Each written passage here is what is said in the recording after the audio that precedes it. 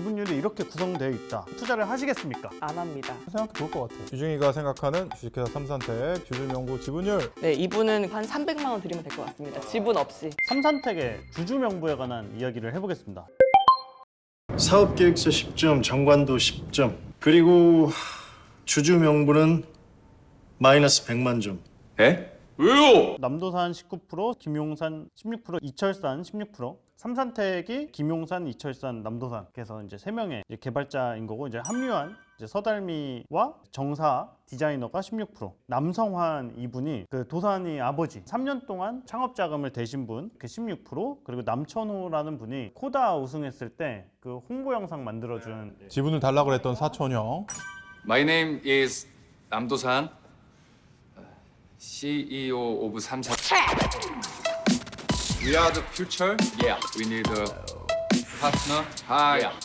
We'll make a lot of. 일단은 이제 최초 지분율이 19% 1% 빼면은 엠빵 이렇게 나왔어요. 투자하려는 회사의 지분율이 이렇게 구성되어 있다 하면 투자를 하시겠습니까? 안 합니다. 저는 생각해 볼 것 같아요. 일단 안 합니다부터. 그 회사가 처음에는 다들 사이좋게 으쌰으쌰 하고 갈 수 있는데요. 어느 정도가 지나서면 그때는 의사결정의 속도도 붙어야 되고 그 내부의 갈등을 최소화시키는 게 숙제인데 딱 싸우기 좋은 구조여서 일단 안 할 것 같고요. 어떤 싸움이 예상이 돼요? 공동 창업자분들이 보통 이제 공평하게 지분을 나눠가지고 오시는데 지금 장 대표님이 웃고 계시지만 울고 있는 거 아니에요? 그분들이 아무리 사이가 좋고 친형제고 친부모고 뭐 피를 나눈 사이여도 갈등은 발생할 수 있다라고 저는 상상을 하고 있거든요. 뭐 공동 창업자들 간에 주주관계약서를 잘 써서 뭐 퇴사하면 이 지분을 여기 넘기고 이런 게 되어 있다고 하더라도 분쟁은 생기기 때문에 창업자 겸 대표이사 또는 키맨의 지분이 그래도 미니멈 뭐 50, 60 이상은 되어줘야 투자할 수 있지 않을까요? 이렇게 되면은 지분 이석이 후속으로 갈수록 너무 심해서요. 근데 이게 좀 재미있는 게 실리콘밸리에는 오히려 이렇게 이분하게 지분을 나누었는데 성공하는 케이스가 되게 많아요. 근데 실리콘밸리는 투자하고 보드에서 대표에서도 자르고 이게 좀 자유롭잖아요. 근데 한국도 그럴 수 있죠. 한국 상법이 뭐 미국 상법하고 크게 다른 건 아니에요. 그러니까 저는 이거는 문화적인 차이라고 생각하는데 어떻게 보면 거꾸로 한국 상법이 미국 상법보다 훨씬 스트릭트해서 미국 상법은 부를 어떻게 분배할 것이냐랑 권력을 어떻게 가질까를 나름 분리할 수 있는 시스템을 만들 수 있거든요. 의결권을 뭐 100개씩 행사한다던가 뭐 이런 게 가능해요. 근데 한국은 그것도 안 된단 말이에요. 삼산텍의 예를 들었을 때 진짜 삼산 스스로 생각하기에 엑시스를 하면 똑같이 3분의 1씩 나눠 가져야지 라고 생각하고 있었다. 그러면 그걸 구현하는 방법은 똑같이 지분을 가져가는 수밖에 없고 지금 말씀하신 그런 권력 구조의 문제는 다른 주주관 계약으로 해결할 수도 사실 있거든요. 그러니까 저도 동의하는 건 골치 아파요. 그러니까 50, 60%를 대표이사가 갖고 있는 게 제일 심플해요. 그게 가장 예쁘죠.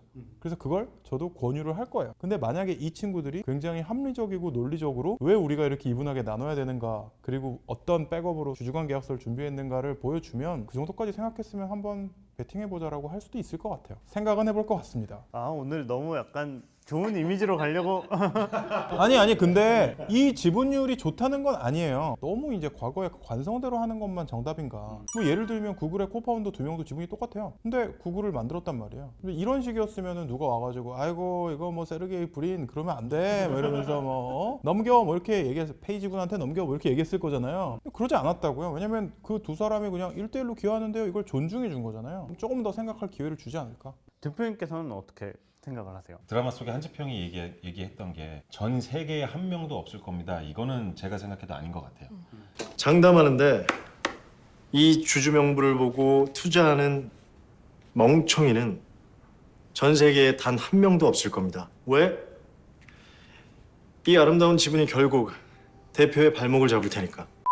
제가 VC고 한국에 있는 VC고 한국에 있는 스타트업에 투자를 하는데 저 주주명부 혹은 저 지분 구조를 가지고 왔다. 일단은 전 투자는 안 할 것 같아요. 그 이유는 대표가 리더가 조직과 커뮤니케이션하는 방법이 문제를 해결하는 데 집중하는 게 아니라 다른 사람들을 행복하게 하기 위해서 커뮤니케이션 하는 사람이 아닌가라는 의심이 너무 많이 들어요. 근데 사실 그렇게 되면 안 되거든요. 초기에는 정말 문제에만 집중을 해야 되고 제품에만 집중하기도 바빠 죽겠는데 실제 저 지분 구조면 어쩔 수 없이 분열을 지속적으로 걱정해야 되고 분열이 생겼을 때 회사가 만약에 아무리 베스팅이나 뭐 클리프나 베스팅을 아무리 잘 짜놨다 하더라도 지속적으로 걱정거리를 이끌고 가면서 어떤 결단을 내리지 못했구나 라는 것에 있어서는 저는 좀 크게 걱정을 하게 될 것 같고, 그리고 실제 저 구조에서 우리나라 같은 경우에는 상장을 할 때 결국에 이제 대표이사 혹은 이제 최대 주주의 지분율이 어느 정도 이상 되어야 한다, 뭐 기타 등등의 요건들이 많기 때문에, 그게 나는 이 아이템이 나스닥 갈 거니까 혹은 뭐 엑슨 모델이니까 이렇게 생각하는 것과 별개로 그 다음 후속 투자자들이 어쩔 수 없이 한국의 펀드를 갖고 있으면 그 이제 계속 사실 상장할 수밖에 없거든요. 근데 그런 부분을 전혀 고려하지 않고 지금 내 눈앞에 있는 사람들을 설득하지 못하고 마음 편한 길만 생각을 했구나, 이 대표는. 아, 그러면 약간 자격 미달이 아닌가. 얘기한 것처럼 이게 주관사 스테이지 가고 거래소가 가면은 절대 통과하지 못할 구조긴 해서 한국에서 상장을 꿈꾸고 있다면 저 주주 명부는 바꿔야겠죠. 제 생각에는 바위가 풍화작용을 맞아서 이렇게 둥글둥글해지는 것처럼 이렇게 시작한 회사도 진짜 IPO까지 가면 주주 명부는 바뀌어 있을 거예요. 하지만 저는 남천호 같은 삶을 살고 싶습니다. 10개 기업의 영상을 찍어주고 1%씩 가지고 있는 삶. 확실한 건 이거예요. 남천호 같은 분한테 지분을 주면 안 됩니다, 여러분. 네. 아, 맞아. 저게 가장 비현실적인 것 중에 하나였어요. 네네. 두 번째 창업을 할 때도 남천호한테 지분 1%를 약속을 했어요. 그게 무슨 바보 같은 짓이죠? 그 스타트업에서 정말 약간 감이 없구나라고 제가 생각했던 거는 1%가 어떤 크기인지를 전혀 가늠 못하는 것 같아요. 어마무시하게 큰 거예요. 아무리 얼리 스테이지라 하더라도 실리콘밸리 같은 경우에 정말 일주일에 한 번 만나서 엄청난 조언과 네트워크를 주는 멘토 혹은 이제 고문이 얼리 스테이지에 이제 체결이 되면 0.25% 주는 게 일반적이거든요. 근데 영상 하나 만들어줬다고 1%를 준다. 1%는 지금 엄청 큰 거거든요. 사실 초기 기업들 중에 이런 주주 명부가 은근히 있거든요. 뭐 1%, 2%가 있는데 분은 누구예요? 저희 무슨 법무 등기해주신 법무사 분께서 진짜 있어요. 엔젤 투자를 너무 하시고 싶다고 해서. 그리고 초기에 이제 돈이 없을 때 엔젤 투자를 너무 이렇게 여러분한테 많이 조금씩 받는 경우가 많아요. 뭐 1%씩 10분 막 이렇게. 아, 좋지 않습니다. 최종적으로 합의를 한 지분율은 이제 남천호는 이제 1%가 유지가 됐고 살아남았어. 남도산 64% 그리고 나머지 다 이제 7% 이렇게 짜여졌는데 좀 어떻게 생각을 하세요? 너무 많이 준 것 같아요. 너무 많이 줬다.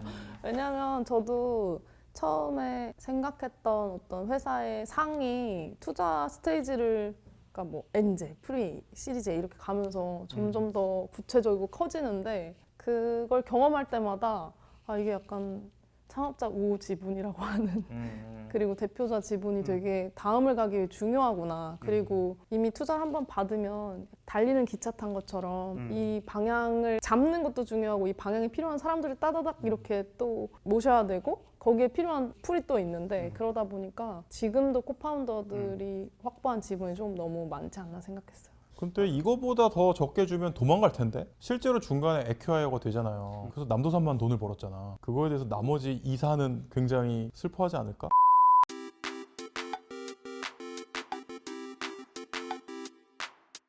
자, 중희님부터 설명을 해주시죠. 네, 유중이가 생각하는 주식회사 삼산텍 주주명부 지분율 남도산 66%, 빠밤, 달미 언니가 10%, 용산씨가 10%, 철산씨가 10%, 정사한님 제가 너무 이제 좋아하는 분이지만 3%. 왜냐면 이분은 대체 가능한 인력이다. 3%면 정말 많이 드린 게 아닌가. 우리 아버님, 사촌형, 빵프로. 아버님한테는 돈을 빌려야죠. 제가 처음에 창업할 때 아버지한테 돈을 빌려서 시작했는데 뭐 집을 구해드렸어요. 효도로 갚으면 된다. 남천호 이분은 그냥 삼겹살을 1인분 사드리면 되지 않을까 이런 생각이 있고요. 아, 이거 영상 만든 사람 너무 무시하는 거 아닙니까? 아니에요. 영상을 무시하는 게 아니고요. 네. 삼겹살이 얼마나 귀합니까? 그리고 마지막에 칸이 비어있길래 이렇게 썼어요. 한지평 공식적으로 어드바이저로 영입을 해서 1% 정도를 드리고 후속 투자를 유치를 해올 수 있도록 이렇게 모티베이션을 드려야 된다. 다만 이제 이분이 계신 그 벤처 캐피탈에선 투자를 못 받아요. COI가 생기기 때문에 콘플릭트 오브 인터레스트가 생기기 때문에. 하지만 그걸 과감히 제끼면서도 이분께 지분을 드릴 가치는 저는 있다고 생각합니다. 근데 이 조건은 남도산이 66%를 가져가는 조건은 CEO를 남도산으로 바꿔야 된다고 저는 생각해요. 그리고 서달미는 CEO를 하셔도 충분히 기여를 하시면서 잘할 수 있는 분으로 보여서 왜 엔지니어는 CEO를 못한다는 이상한 관념을 이 드라마는 심어주는지 모르겠다. 저는 서달미 대표가 지분 60%, 남도산 CTO님 30%, 코파운더 개발자분들 4.25%, 디자이너 정사한님 0.5%, 그리고 남성환님 0.8%, 남천우님 0.2%인데 그럴 거면 주지 마세요 그냥. 아버지는 시리즈 A 때 엑싯을 시켜드리고 그 후에는 효도로 보답. 그리고 남천호님은 지분이 좀 적으니까 시리즈 A에서 안 나가시면 시리즈 B 때 엑싯을 시켜드리고요. 이제 코파운더들은 4년 베스팅 한다는 전제와 달미 대표가 대표로서 성장한다는 전제, 믿음 하에 이런 구조가 가장 회사가 제일 잘 될 거라고 가정했습니다. 저도 까먹었는데 원이어 클리프 4이어 베스팅은 꼭 걸어야 된다. 주주간 계약 있다는 전제 하에. 그리고 남도산 CTO는 핵심적인 인물로서 본인이 이 정도에는 가져야 될 것 같아요. 30%.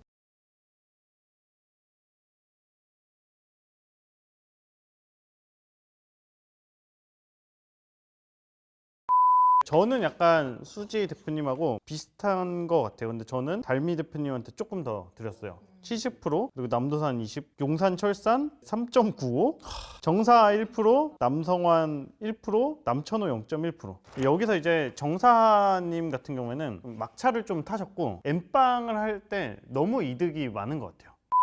먼저 확인이 필요한 게 회사의 자본금이 얼마고 자본금을 누가 출자했고 아버지 같은 경우는 그러면 몇 년 동안 추가로 얼마를 지원하셨는가를 알면 더 좋을 것 같긴 해요. 의사결정을 할 때. 일단 회사의 기반 역량이 아무래도 남도산이다 보니까 남도산 70%, 공동 창업자인 김용산과 이철산이 각 11%씩 그리고 셋이 여기 아래 보시면 주주관 계약서를 같이 맺으셔야 되고요. 그 다음에 서달미는 4% 플러스 스톡옵션 2% 또는 투자 유치 시 인센티브. 이 스토리에서 CEO는 사실 약간 전문 경영인 같은 느낌이어서 필요하다면 갈아 끼울 수도 있는 사람이라고 생각을 하거든요. 그래서 한 4% 정도가 맞는 것 같고 정사님은 지분은 없고요. 시리즈 A 유치한 이후로 스톡옵션 0.8%에서 한 1% 정도면은 충분할 것 같습니다. 남성환님이 이제 아버님이신데 얼마를 돈을 그동안 아들에게 지원하셨는지 모르겠지만 4% 그리고 뭐 아들이 잘 되면 아버지도 같이 행복하실 거니까 4% 정도면 합리적일 것 같고요. 영상 만들어주신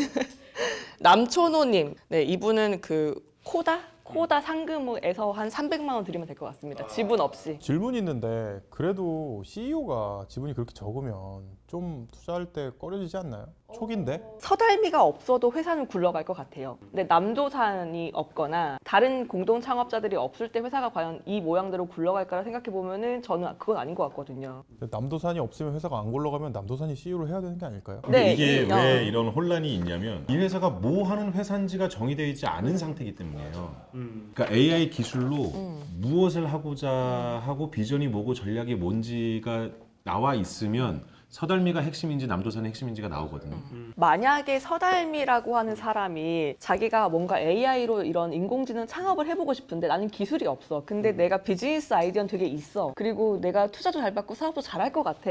라고 생각해서 남도산이라고 하는 어떤 그 고수 같은 개발자를 꼬드겨서 나랑 같이 창업하자라고 했다면은 그러면 서달미에게 뭐 한 65% 70% 줬을 것 같아요. 근데 그게 아니라 있는 남도산에게 서달미가 이제 올라온 거니까 저는 그렇게 봤을 때는 이건 창업자이자 뭐 핵심은 결국 남도산이다라고 판단을 하고 서달미는 4%를 하는 거죠. 이게 뭐라고 이렇게 진지하게 이게 뭐긴이요 드라마죠. 이렇게 한다고 반영되나요? 저는 몇 가지 전제가 있어요. 그러니까 서달미가 이 회사의 아까도 말씀드렸지만 비전 혹은 전략, 사업 모델을 구축하고 팀을 꾸릴 수 있는 사람이다라는 전제. 당연히 뭐 주주관 계약서나 베스팅이나 이게 상식선 안에서 체결이 되어 있다라는 전제하에 이렇게 보여드려야 되네. 그리고 서달미가 계속 CEO를 한다라는 전제입니다. 저도 사실은 남도산이 CEO 하는 게 맞는 것 같긴 한데 뭐 저는 디폴트가 서달미가 CEO라고 지금 설정이 되어 있는 줄 알았어요. 전제에서는 서달미 70, 남도산 18, 김용산 5, 이철산 5, 정사하 능력 있는 디자이너라는 전제하에 2, 그리고 나머지 분이 0. 재미난 게 CEO들은 비슷하게 했어요. CEO들 비슷하게 했고 투자자들 좀 다르게 했어. 아니 왜 우리를 악마로 인정 자체를 안 했어 지금. 우리 모든 얘기를 종합해 볼 때 우리 이 철산하고 용산은 그래도 지분이 작아. 회사 이름은 삼산텍인데 한 산은 이만한 산이고 나머지 산은 요만한 산이라는 거죠. 이 얘기의 결론은 뭡니까? 우리가 사업을 해도 이 대가리가 돼야 된다. 저는 사실 자본주의의 가장 고민 중에 하나는 사실은 주식회사라고 생각해요. 저는 주식회사 시스템이 굉장히 별로라고 생각하거든요. 회사에 기여하는 사람들의 기여는 다이나믹하게 바뀌잖아요. 근데 지분은 한번 박히면 끝이에요. 그러다 보니까 초기에 기여한 사람은 불로소득을 하게 되고 뒤에 들어온 분들은 그만큼 리턴을 못 받는 경우가 굉장히 많거든요. 할 말 근데, 있으실 것 같은데. 그 초기에 리스크 테이킹을 하고 결국에 가장 회사가 불안전할 때 책임을 나서서 지는 사람이고 책임의 소재만큼 사실은 지분을 가져가는 게 크지 이후에 기여한 사람이 만약에 본인이 스스로 그 연봉을 포기하고 만약에 내가 그게 5천만 원이든 1억이든 2억이든 혹은 10억이든 그게 잠깐의 실수로 이해관계자가 되어서 내가 그 자본에 대한 책임을 져야 된다.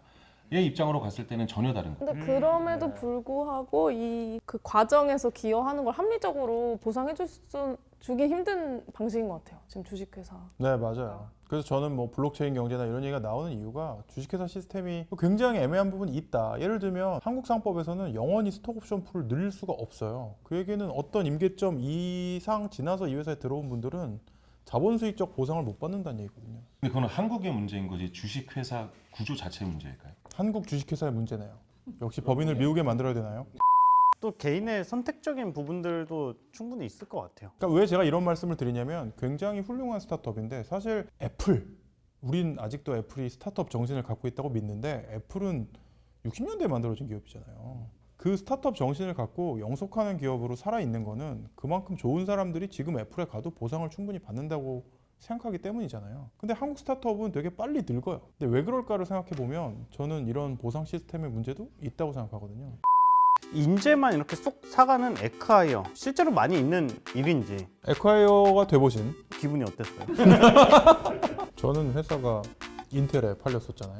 정말 재밌었던 건 뭐냐면 인텔에 인수된 해에 결혼을 한 분이 10분이 넘어요. 이제 막 공동 창업을 했는데 서로 지분율을 나누는 이유도 서로 사랑해서 서로 엑싯을 결정하는 것도 서로 사랑해서 팀원을 뽑고 안 뽑고도 서로 사랑해서